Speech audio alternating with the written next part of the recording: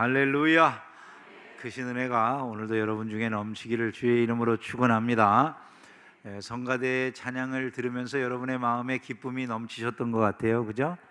막 박수 치고 싶은데도 못 쳐서 손이 근질근질 하신 분들이 많이 계신 것 같은데, 우리 한번 수고한 성가대에게 박수 한번 합시다. 할렐루야.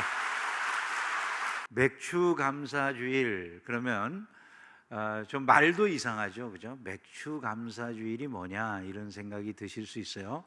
맥주라고 하는 것은 보리추수를 말하는 겁니다. 맥주라고 하는 게 보리추수.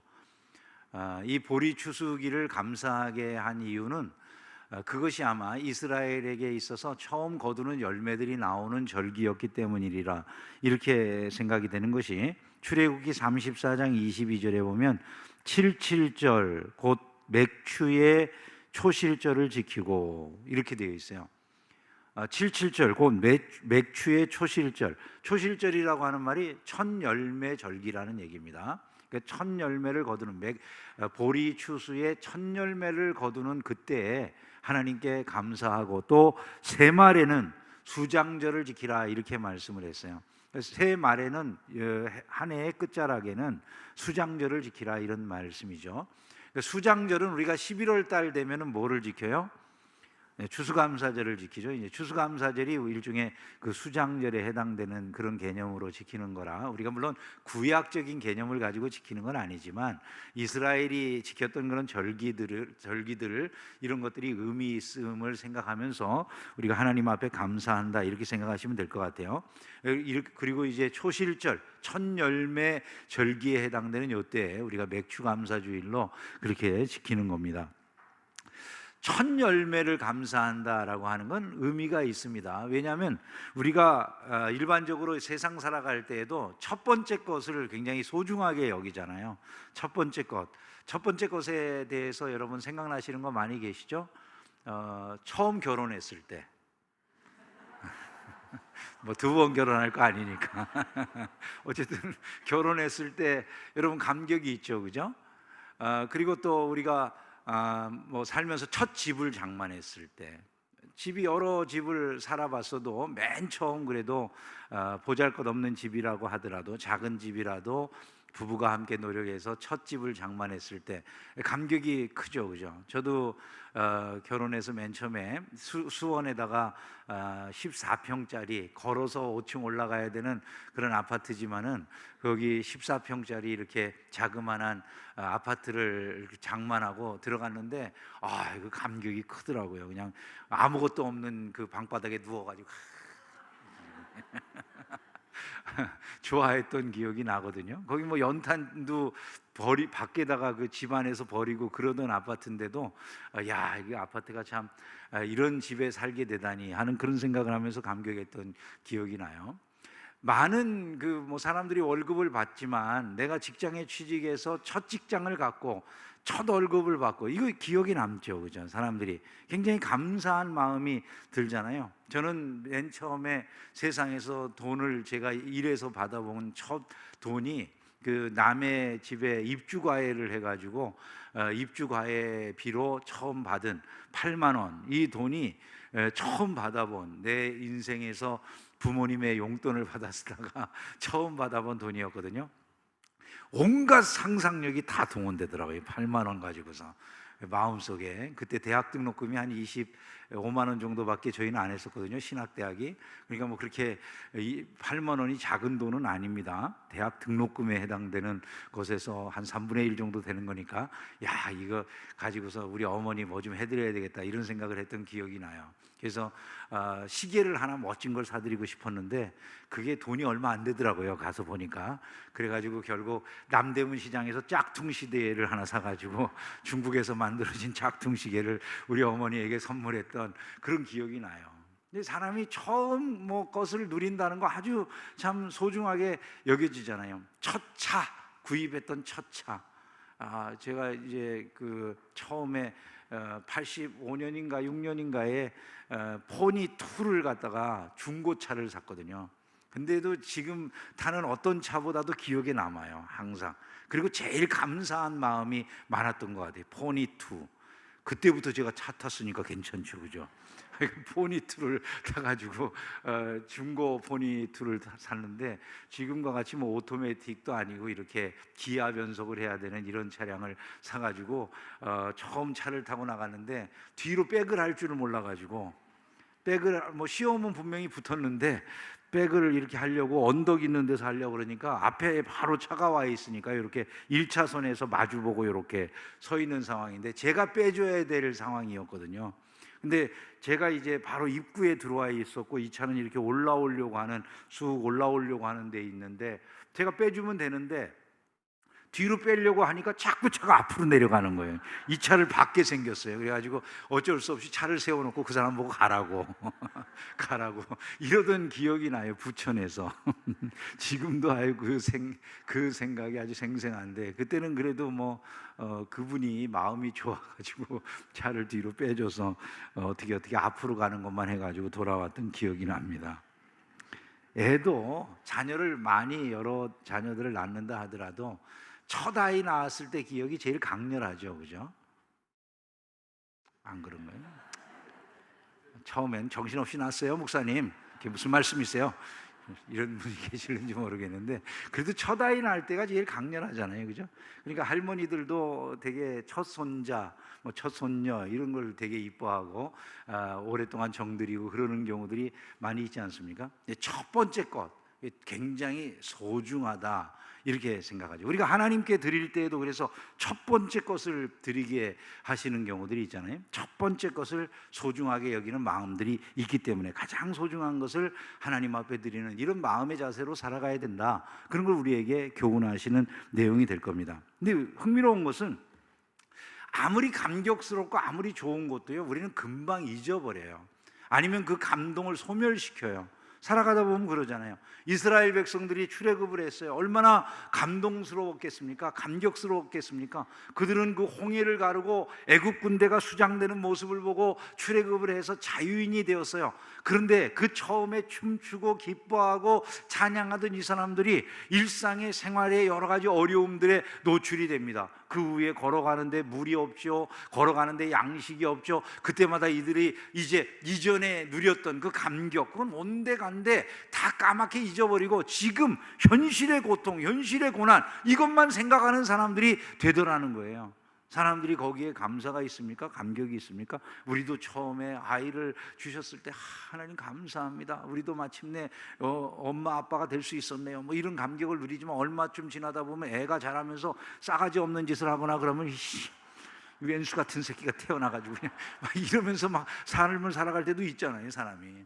그러니까 이런 그 사람의 감격이라고 하는 것이 그렇게 오랫동안 계속 이어지는 게 아니라 너무나 쉽게 소멸되는 면들이 있다는 거예요.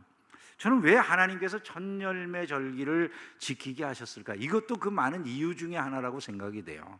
우리는 너무나 쉽게 잊어버리는 자들이라는 것이죠. 여러분, 우리 안에 구원의 감격은 어떻습니까? 맨 처음 예수 믿고 구원받았을 때의 그 감격이 남아있나요? 세월이 흘러가고 20년, 30년, 40년 오랜 세월 예수 믿고 보니까 정말 내 감격이 날마다 커지고 더 커지고 하나님의 은혜를 날마다 노래하지 않을 수가 없어요. 이렇게 그 은혜가 커집니까? 반대로 오히려 어느 순간에 보니까 나는 그냥 일상의 여러 가지 눌리는 일들에 의해서 불평만 하고 원망만 하고 그렇게 아무런 구원의 감격이 없는 사람처럼 살고 있습니까? 우리의 신앙생활이라고 하는 것을 항상 돌아봐야 된다는 것이죠. 천열매절기라고 하는 것이 돌아오면 우리가 무엇을 점검해야 되냐면 내 안에 주셨던 그 모든 첫 번째의 감격들이 여전히 지속되고 있는가, 이것들을 한 번씩 점검해 봐야 된다는 거예요.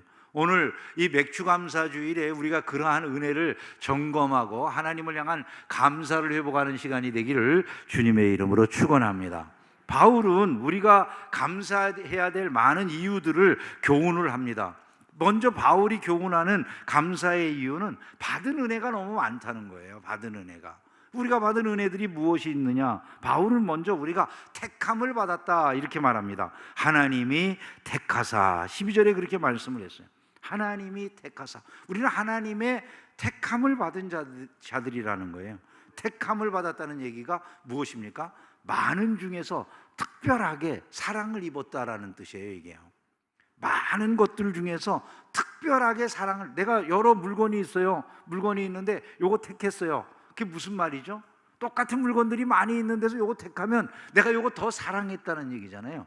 그러니까 하나님께서 죄인이 많아요. 세상의 모든 사람들이 다 죄인이에요. 근데 그 죄인들 가운데서 나를 특별히 하나님 사랑하셨다는 거예요. 그래서 하나님이 택하여 주셨다는 거예요. 우리를 뽑아내셨다는 거예요. 그런데 다 똑같은 죄인들이었다고 그러잖아요. 즉 우리가 어떤 행위를 하기 전에, 우리가 어떤 하나님 앞에 공로를 쌓기 이전에 하나님이 그저 우리를 보시고 사랑하셔서 우리에게 다가오셔가지고 네가 내 아들 해라, 네가 내 딸 해라. 그게 바로 선택이라는 거예요.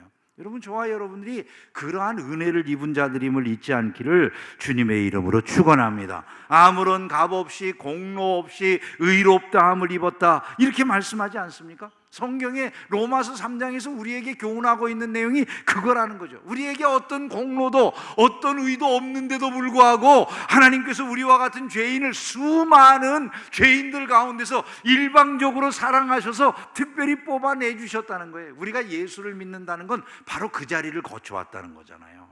여러분, 저와 여러분들이 그것을 알게 된다면 하나님 앞에 감사하지 않을 수가 없다는 거죠. 고아원에 있는 많은 아이들이 있는데 그 가운데 어떤 어머니 아버지가 자녀를 갖다가 입양하기 위해서 들어오는 거예요. 많은 아이들의 눈이 초롱초롱하게 그 어머니 아버지의 선택을 받고 싶다는 마음으로 그 어머니 아버지를 쳐다보는데, 이 어머니 아버지는 그 가운데서 어떻게 보면 꾀지해 보이고 콧물도 나고 그런 아이에게 가더니 갑자기 네가 내 아이 하자 이렇게 불렀다면 그 아이는 어떤 생각이 들었을까요? 아, 내게 이제 엄마 아빠가 생겼구나. 고아원에서 나는 오갈 데도 없는 아이였는데, 이런 생각을 하고 그 엄마 아빠의 선택을 너무 감격스럽게 받아들이겠죠. 그것이 보통 일어나는 일들이라는 거죠. 하나님께서 우리를 부르실 때 그와 같이 우리를 택하여 부르셨다는 거예요. 바울은 이것에 대해서 우리가 안다면 감사하지 않을 수가 없다는 거죠. 두 번째로 바울이 말하는 건 무엇입니까? 우리가 성별되었다는 거예요. 성별. 거룩하게 구별되었다. 거룩하고라고 말씀하잖아요. 우리를 성별해 주셨다.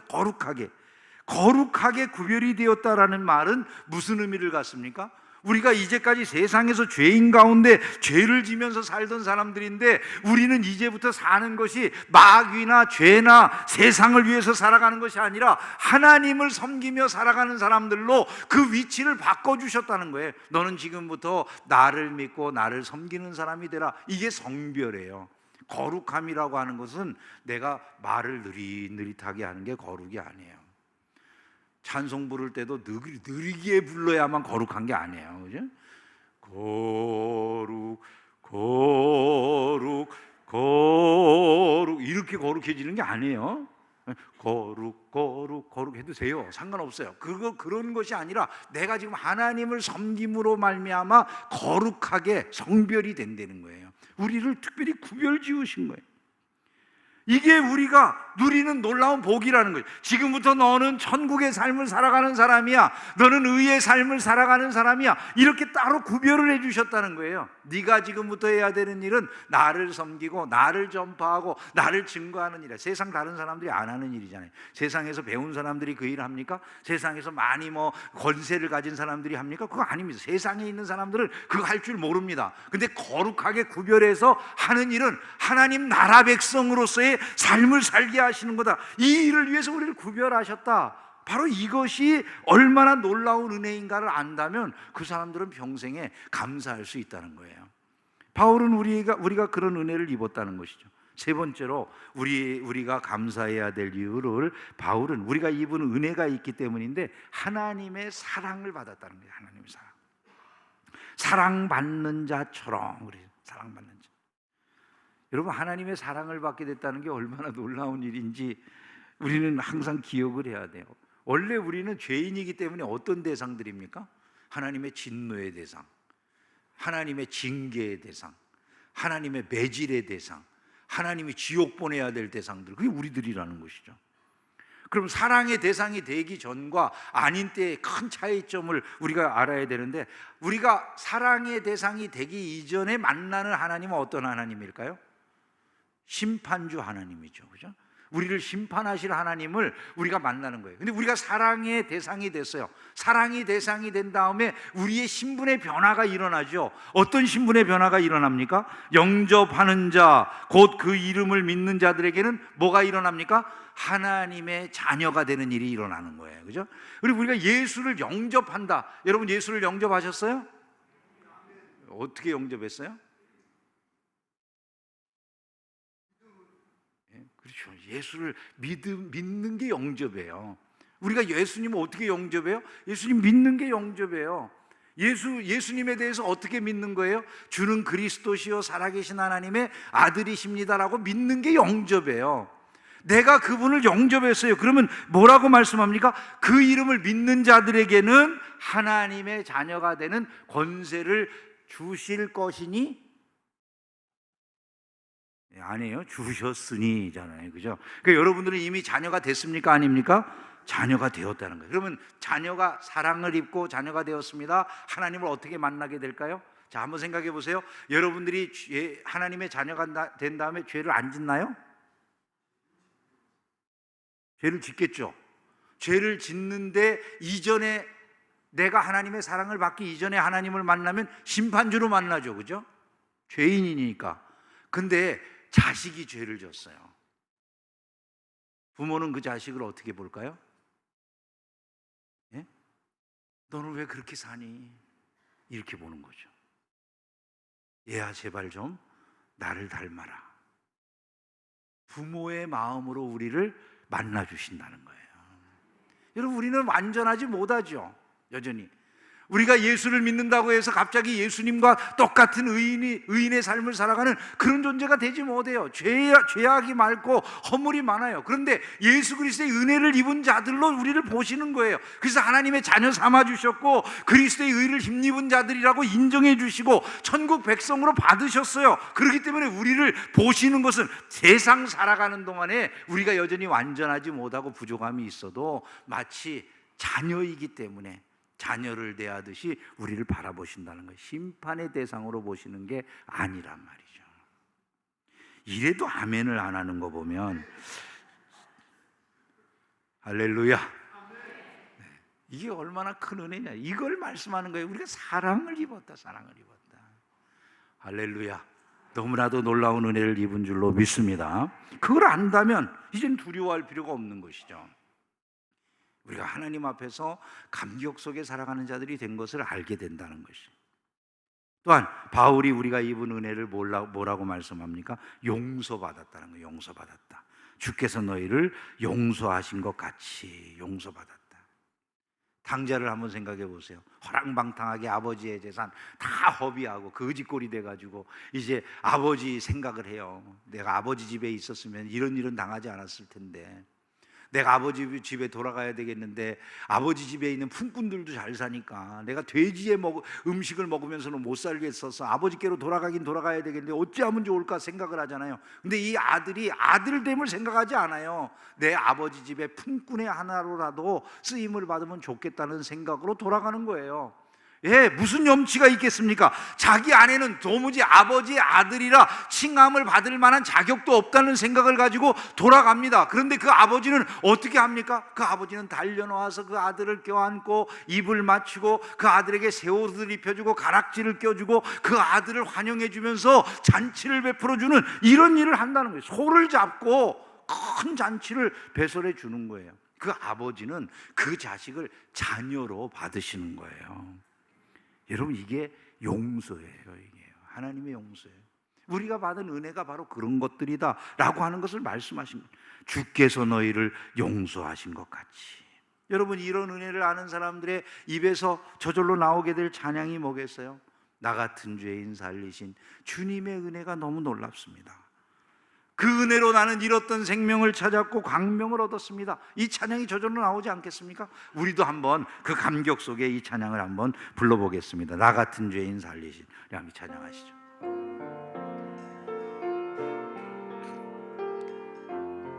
두 손을 가슴에 모으고 찬양합시다. 나 같은 죄인 살리신 주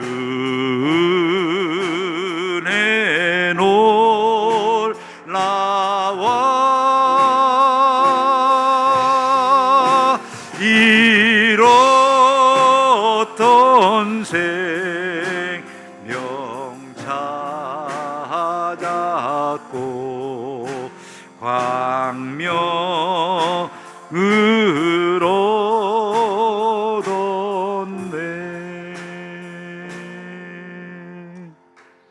우리는 택함을 입었고 거룩하게 성별되었고 하나님의 사랑을 누리고 하나님의 용서를 받은 자들이 되었습니다.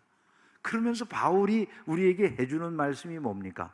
그러니까 긍휼하게, 자비하게, 겸손하게, 온유하게 오래 참으면서 살아가는 사람들이 되세요. 이렇게 말하는 거예요. 그런 은혜를 입었으니까 우리의 삶이 달라지는 건 지극히 당연한 것 아니겠습니까?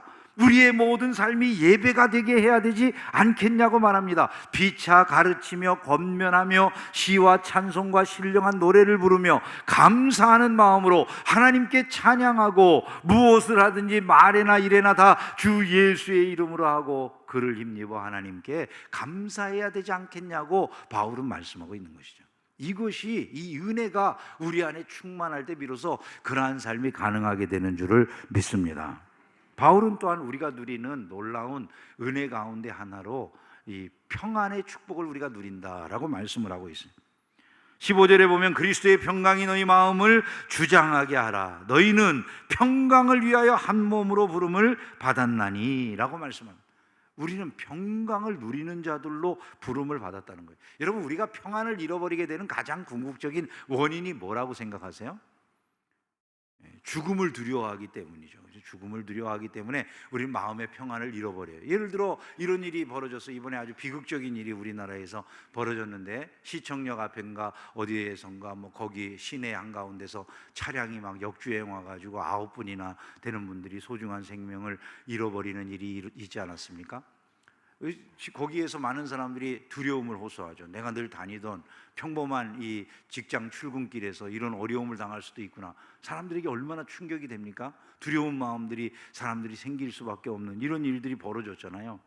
왜 두려워할까요? 왜 마음의 평안을 사람들이 잃어버릴까요? 만약에 이런 걸 생각해 보세요. 그분들이 그런 어려운 교통사고를 당해서도 아무도 안 죽어요. 멀쩡하게 살아나가지고 다시 나온다고 생각해 봅시다. 사람들이 두려움을 느낄 이유가 있을까요? 두려워할 이유가 없잖아요. 마음의 평안을 빼앗길 이유가 없잖아요. 사람들이 죽거든요.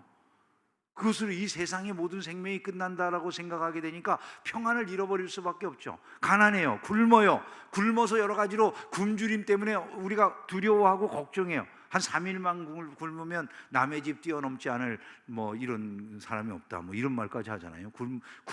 굶는데 무슨 장사가 있겠어요? 자, 애들이 옆에서 굶주리고 배고프다고 그래요. 무엇이 두려울까요, 사람들이? 결국 이 굶주림 끝에 우리가 이 세상 끝나는 것이 아닌가가 두려울 거예요. 만약에 내가 아무리 굶주려도 절대로 죽지 않아. 두려울 게 뭐가 있겠어요? 조금 배고프다가 언젠가는 음식이 나오면 먹으면 되지, 이러면 되는 거죠, 그죠? 내가 이 세상에서 병이 있고 아픔이 있어요. 왜 두려울까요, 사람이? 이거 병 앓다가 죽을까 봐 두려운 것 아니겠습니까, 사람들이 결국은? 늙는 게 왜 이렇게 우울해지고 우리의 삶에 기쁨이 안 될까요? 결국 이러다가 내 인생이 얼마 남지 않은 것, 그게 내게 확인되기 때문이 아니겠어요? 자, 우리는 그러한 것으로 인해서 결국 인생이 행복하지 않고 즐겁지 않아요. 평안을 빼앗기는 이런 일들이 일어나게 되어 있다는 것이죠. 그런데 성경이 뭐라고 말씀했다고요? 너희는 평강을 위하여 한 몸으로 부름을 받았다. 그러니까 우리는 모두가 똑같이 한 몸처럼 평강을 누리는 게 당연하다는 거예요. 왜 어디서 우리가 그런 평강을 누릴 수 있는 사람들이 될 수 있습니까? 복음을 온전하게 우리가 받아들였을 때, 예수 그리스도 안에서 부활의 은혜를 우리가 확신하게 되었을 때, 그것이 그 안에서만 진정한 평안을 누릴 수 있는 것 아니더냐는 거예요. 그것을 우리에게 이미 주셨다는 것이죠. 너희만 그 평안을 누릴 수 있는 사람들이다라고. 근데 여러분, 그 평안이 있습니까? 만약에 이 평안이 없다면 우리가 지금 받았던 그 첫 은혜, 첫 축복을 잊고 살고 있구나라고 하는 걸 기억하라는 거예요. 맥주감사절 우리가 기억해야 될 것이 바로 그 은혜라는 것을 마음에 새기는 시간이 되기를 주님의 이름으로 축원합니다. 주님이 주시는 평강, 그 평강은 먼 미래에 있는 것이 아닙니다. 오늘이라고 하는 현실 속에서 우리가 누려나가는 것이 돼야 된다는 거예요. 근데 어떻게 그런 것들을 누리게 됩니까? 하나님께서 우리에게 그 평강을 주실 때 누리게 되는 것이죠. 호레이쇼 스패포드라고 하는 분이 계신데 여러분들이 한 번쯤 다 이야기 들어보셨을 거예요. 시카고에서 아주 훌륭하게 성공한 변호사였습니다, 이분은. 그리고 시카고 의과대학의 법리학 교수였고 또 신학교를 운영하는 운영위원이었고 그곳의 이사이기도 했던 분이었어요. 세계적으로 유명했던 전도자인 무디 선생의 절친한 친구로, 무디 선생이 담임하던 시카고 무디 교회의 무디 기념교회에 이분이 그곳의 집사였어요. 그런데 이분의 그 아들이 시카고 대화재가 일어나기 전에 세상을 떴어요. 아들이 하나인데 하나뿐인 아들이 세상을 떠나버린 거예요. 딸 넷이 있었고 부인이 있었는데 시카고 대화재 때 또 자기 집과 자기가 가진 재산들이 다 불타버렸어요. 그 시카고 대화재 때 무디 기념교회도 불탔어요. 모든 게 다 불타버렸어요. 너무 가족들이 입은 피해와 충격이 커서 이분이 자기 아내하고 4명의 딸을 유럽에 가서 좀 잠시 우리 머리를 좀 식히고 오자고, 쉼이 필요하다고 그래서 유럽으로 먼저 보내고, 자기는 전도 집회가 남아 있어서 무디하고 생키라고 하는 가수와 함께 이제 집회하는데 같이 봉사를 하느라고 다음에 합류하기로 하고 잠깐 떨어져 있었어요. 근데 부인하고 딸들 4명이 타고 가던 배가 도중에 영국의 철선하고 부딪히면서 침몰해가지고 226명이 사망을 했어요. 근데 그 226명의 사망자 중에 이분의 딸 4명이 포함됐어요. 여러분 한번 생각을 해보세요. 여러분 살 수 있겠습니까, 사람이? 아들이 죽고 재산이 다 불타버리고, 또 무디 집회를 돕기 위해서 남아있는 사이에 아내하고 딸들이 가다가 아내만 구출받아가지고 전보로 나만 구조받았다고 그 전보가 오고 4명의 딸이 죽은 거예요. 욥의 고난과 같은 고난이 이 집에 한꺼번에 임한 겁니다. 여러분 어떻게 살겠어요? 우리 같으면 살 수 있겠습니까, 정말? 근데 이분이 너무나 큰 고통 가운데 그래도 아내가 혼자 살았으니까 그 아내, 비극 가운데 있는 그 눈물을 흘리면서 지금 거의 정말 기절 직전인 그 아내를 어떻게 해서든지 빨리 위로해야 되겠다는 마음으로 배를 타고 그곳을 이제 따라가는데, 배 타고 지나가던 그 노정에서 선장이 이분이 어떤 어려움을 겪고 있는지를 안 거예요. 그래서 선장실로 불러가지고 차를 한잔 하자고 그러면서 여기 지금 지나가는 이 해역이 바로 그 사고가 난 해역이라고 가르쳐 줍니다. 근데 그 말을 들으니까 더 못 견디게 생긴 거죠. 막 고통 가운데 자기 방에 들어와가지고 통곡을 하면서 이분이 울면서 하나님 앞에, 하나님 도대체 왜 내게 이런 일이 일어납니까? 막 너무너무 안타까우니까 억울함을 호소하고 답답함을 호소하면서 기도를 하는 중에 새벽 3시 정도가 되었을 때 이분에게 놀라운 일이 일어났다는 거예요.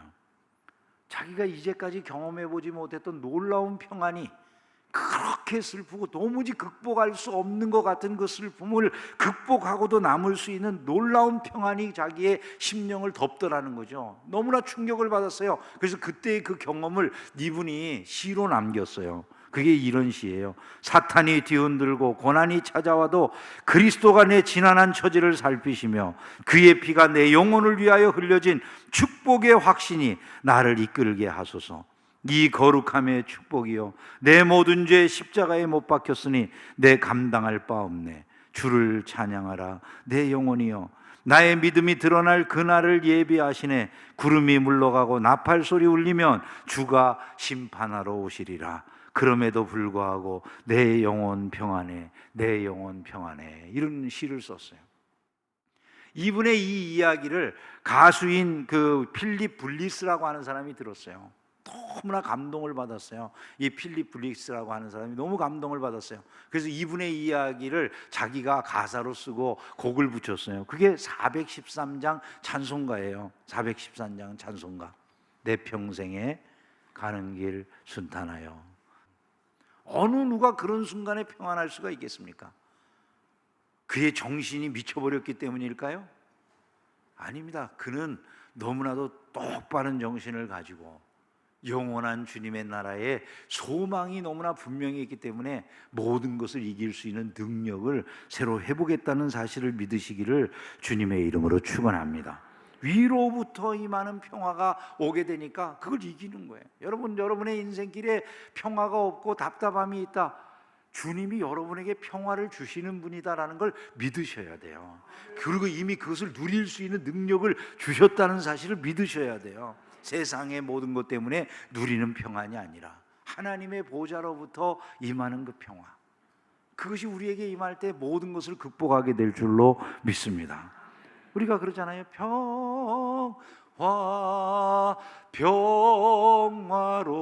평화로다 하늘 위에서 내려오네.